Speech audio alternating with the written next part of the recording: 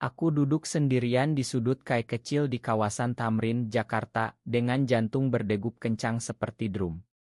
Malam itu seharusnya hanya kencan buta rahasia biasa lewat aplikasi, tapi ketika pria tinggi dengan senyum hangat itu mendekat dan berkata, "Hai, kau Andi." Aku rian, lalu langsung mengeluarkan oto usang dari dompetnya, dunia seolah berhenti berputar. "Lihat ini dulu," katanya pelan sambil mendorong oto itu ke depanku. Di oto itu, dua anak laki-laki sekitar 10 tahun sedang tertawa sambil bergandengan tangan di depan sawah hijau kampung halaman. Salah satunya adalah aku.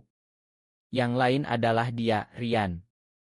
Napasku tercekat. Tanganku gemetar memegang oto Polaroid yang sudah menguning itu.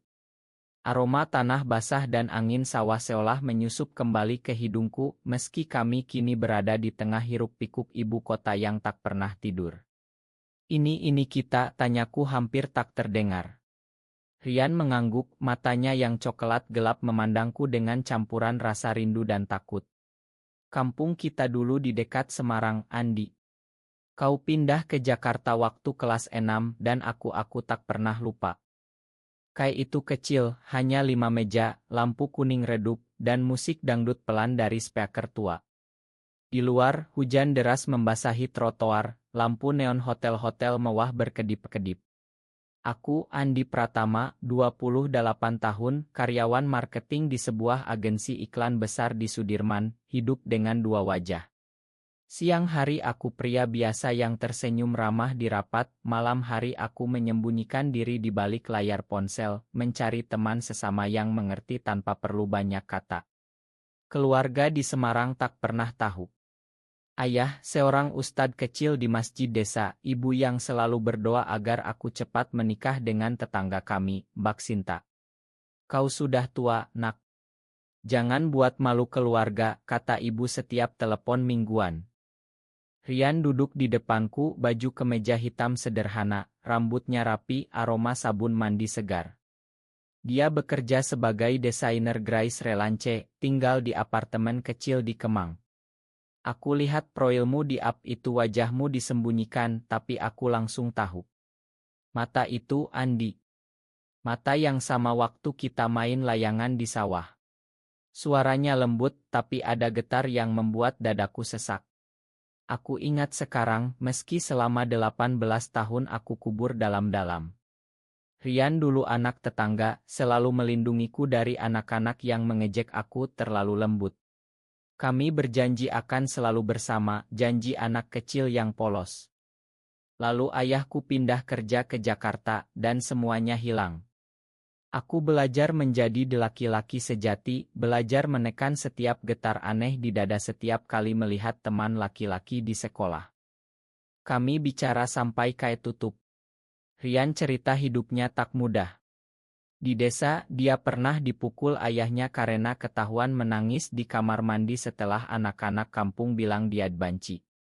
Dia pindah ke Bandung lalu ke Jakarta, mencoba hidup normal, tapi tak pernah bisa bohong pada diri sendiri. "Aku tak mau lagi sembunyi, Andi. Tapi aku paham kau masih takut." Malam itu aku pulang naik ojek online, hujan membasahi jaketku, tapi yang basah sebenarnya adalah air mata yang tak bisa kutahan. Siapa yang menyangka, kencan rahasia yang kupikir hanya pelarian malam, justru membongkar seluruh masa laluku. Pagi harinya di kantor, aku tak bisa konsentrasi. Layar laptop penuh deadline kampanye, tapi pikiranku melayang ke oto itu. Aku buka galeri ponsel, oto lama yang jarang kubuka. Ada satu oto keluarga, aku kecil berdiri di samping Rian, tangan kami saling genggam. Ibu pernah bilang kalian seperti saudara. Tapi saudara tak pernah membuat hati berdegup seperti ini. Sore itu Rian chat, mau ketemu lagi besok. Ada yang ingin kuceritakan lebih banyak. Aku balas iya, meski tahu ini berbahaya. Di rumah kosku di Tebet, aku duduk di lantai, memandang langit-langit yang retak. Keluarga menelepon, ibu bicara panjang tentang pernikahan sepupu bulan depan. "Kau kapan, nak?" "Bak Sinta masih nunggu." Aku jawab biasa saja, tapi dalam hati aku berteriak. Bagaimana aku bisa menikah dengan perempuan kalau hatiku baru saja dibuka oleh seseorang yang dulu ku kenal sebagai sahabat kecil. Malam semakin larut, aku tak bisa tidur. Rian kirim foto dirinya di balkon apartemen, latar belakang lampu kota. Aku tak mau memaksa, tapi aku senang ketemu kau lagi. Pesan itu sederhana, tapi cukup membuatku tersenyum di tengah kegelapan. Hari-hari berikutnya kami bertemu diam-diam, kadang di taman kecil dekat Monas, kadang di bioskop sepi di mal pinggiran. Rian cerita tentang perjuangannya keluar dari desa, bekerja serabutan, belajar desain sendiri. Aku cerita tentang tekanan kantor, tentang rekan kerja yang suka bergosip, tentang ayah yang setiap lebaran selalu tanya sudah ada calon. Kami tak pernah sentuh, hanya duduk berdekatan, bahu hampir bersentuhan, dan itu sudah cukup untuk membuat dunia terasa lebih hangat. Tapi di balik senyum itu aku tahu badai sedang mendekat. 2 minggu berlalu sejak malam pertama itu. Setiap pertemuan dengan Rian seperti napas segar di tengah rutinitas yang mencekik. Kami mulai berbagi cerita yang lebih dalam. Di sebuah warung sate di pinggir Kali Ciliwung, Rian bercerita tentang malam dia memutuskan meninggalkan desa. Ayahku bilang kalau kau seperti itu lebih baik mati saja. Aku lari malam-malam, naik truk sayur ke Semarang. Matanya berkaca-kaca saat mengingat. Aku pegang tangannya di bawah meja, pertama kali kami benar-benar bersentuhan. Kulitnya hangat, jari-jarinya kuat. Aku tak mau kau alami hal yang sama, Andi, katanya pelan. Di kantor, bosku memuji presentasiku tentang kampanye produk skincare pria. Andi, kau punya sentuhan lembut yang pas untuk pasar milenial, katanya. Aku tersenyum, tapi dalam hati bertanya-tanya, apakah lembut itu yang selama ini ku coba sembunyikan. Rekan kerjaku, Budi, yang sudah kawin dan punya anak 2, sering bercanda kasar. Lo masih single? Jangan-jangan lo gaya. Aku selalu tertawa, tapi kali ini tertawaku terasa pahit. Akhir pekan, Rian ajak aku ke rumah kontrakannya di Kemang. Kamar kecil tapi rapi, dinding penuh sketsa desain, satu sudut ada foto lama kami berdua. Aku simpan ini terus, katanya sambil menunjuk foto yang sama. Kami duduk di lantai, minum teh hangat, bicara sampai subuh. Rian cerita tentang teman-temannya di komunitas kecil yang saling dukung diam-diam, ada yang sudah berani keluar ke keluarga, tapi banyak juga yang akhirnya menikah paksa dan menderita. Aku diam memikirkan ibuku yang selalu kirim foto gadis-gadis desa. Senin pagi ibu telepon lebih awal. Nak, bulan depan ada acara keluarga besar di Semarang. Kau harus pulang. Ada yang mau dikenalkan. Suaranya penuh harap. Aku jawab iya, Bu, tapi tanganku dingin. Malam itu aku cerita ke Rian lewat chat panjang. Dia balas, aku tak mau jadi penghalang keluargamu, Andi. Tapi aku juga tak mau kehilangan kau lagi. Kata-kata itu membuatku menangis sendirian di kamar kos. Kami mulai merencanakan perjalanan kecil ke Pantai Anyer akhir pekan. Hanya 2 hari, pura-pura tim kerja. Di mobil sewaan, Rian nyetir, aku duduk di samping, musik kepopelan. Kami tertawa mengingat masa kecil, bagaimana aku selalu kalah lari tapi Rian selalu tunggu. Di pantai, kami jalan kaki di pasir, ombak kecil menyapu kaki. Untuk pertama kali aku merasa bebas. Tak ada yang mengenal kami, tak ada tapan curiga. Rian pegang tanganku sebentar, lalu lepaskan saat ada orang lewat. Somedai, kita tak perlu sembunyi lagi, bisiknya. Pulang ke Jakarta, realita menghantam. Di kantor ada meeting mendadak soal proyek baru, dan Budi bilang, Andi, gue dengar lo deket sama cowok desainer itu ya. Hati-hati, nanti orang salah sangka. Aku tersenyum kaku, tapi dalam hati panik. Bagaimana dia tahu? Ternyata ada foto kami di taman yang diposting teman Rian tanpa sengaja. Malam itu aku marah ke Rian. Kau tak hati-hati. Dia diam lalu bilang, Ma, aku terlalu senang. Kami bertengkar kecil pertama, tapi akhirnya saling minta maaf dengan pelukan hangat di balkon apartemennya. Ibu kirim otombak Sinta lagi. Dia cantik kan, nak? Aku tak jawab. Rian lihat oto itu di ponselku, tak bilang apa-apa, tapi aku lihat matanya sedih. Kau boleh pilih, Andi. Aku tak mau memaksa. Malam itu aku tak bisa tidur, memikirkan pilihan yang semakin sempit. Acara keluarga di Semarang tak bisa dihindari. Aku pulang naik kereta ekonomi, Rian antar ke stasiun dengan motor. Hati-hati ya, katanya sambil pegang bahuku sebentar. Di rumah besar keluarga di pinggir kota, saudara-saudara sudah berkumpul. Ayah memelukku erat, anakku sudah dewasa. Ibu langsung tarik aku ke dapur, bisik, Sinta sudah datang, nak. Bicara baik-baik. Malam pertama, makan malam besar. Sinta duduk di sebelahku, cantik dengan kebaya. Kami ngobrol ringan tentang pekerjaan. Dia gurus di desa sebelah, ramah dan sopan. Tapi setiap kali dia tersenyum, aku merasa bersalah. Rian chat, gimana di sana? Aku balas singkat, biasa saja. Tapi hatiku gelisah. Keesokan harinya ada arisan keluarga. Paman-paman bercerita tentang anak-anak mereka yang sudah menikah. Ayah tiba-tiba bilang keras, Andi, sudah waktunya kau bawa calon ke rumah. Jangan seperti teman-temanmu yang aneh-aneh. Semua tertawa, tapi aku merasa ditampar. Sore itu aku jalan sendirian ke sawah belakang rumah, tempat dulu aku dan Rian bermain. Aku duduk di batu besar, air mata jatuh tanpa suara. Mengapa hidup begitu berat? Rian telepon malam itu. Aku kangen, katanya pelan. Aku cerita semuanya. Dia diam lama, lalu bilang, kalau kau memilih jalan itu, aku akan mengerti. Tapi aku harap kau bahagia. Kata-kata itu seperti pisau. Aku pulang ke Jakarta dengan hati hancur. Di kantor, Budi makin sering sindir. Lokok kelihatan pucat. Pacaran rahasia ya. Aku mulai curiga, mungkin dia tahu lebih banyak. Rian ajak ketemu di Taman Suropati. Kami duduk di bangku, angin malam sejuk. Aku takut kehilangan keluarga, kataku.